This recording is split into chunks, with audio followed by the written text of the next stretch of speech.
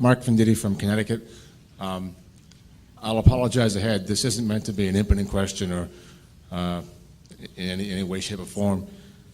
Do you think that the issuance of the B in any way might in an effort to protect the folks who might be out there suckered in by the trust, if you will, in any way penalizes the A shareholders, either one, or might penalize them, either one financially or two philosophically,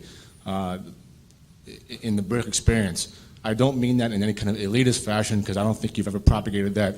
Burke doesn't propagate that, but clearly there's a room full of people, or rooms full of people, who have made a commitment financially to show that their philosophy is with you. Does that get diminished? The other part of the question is, the trust as you portrayed them didn't sound terribly attractive in a longer term.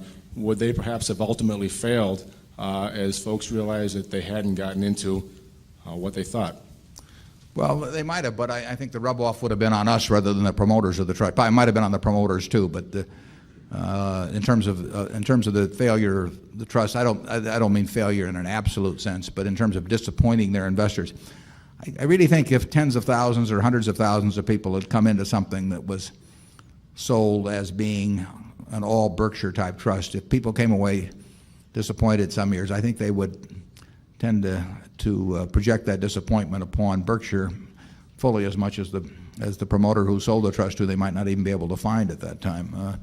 The first question, I don't think we wouldn't be doing this if we thought it would hurt present shareholders. We would, much as we might detest something else that was going on, and we designed it so we felt that it wouldn't hurt present shareholders. In terms of them having a philosophy, the new shareholders having a philosophy similar to the present ones, we've tried to filter those out coming in, but I intend after the offering to send out a booklet, kind of like freshmen at college, orientation, greetings to Siwash U, and we'll send it to everybody, new shareholders and the old shareholders, explaining our philosophy and just as an orientation course on the company, and we'll get that out probably in a month or so after the offering settles down.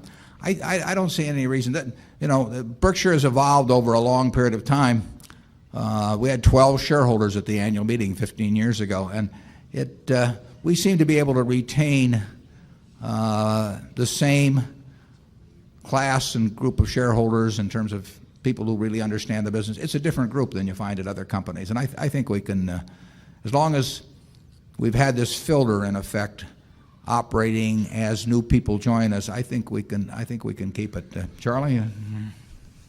Yeah, if the offering went wild and you issued 3% of the company new, you're also taking in $1 billion odd. It's a non-event for us.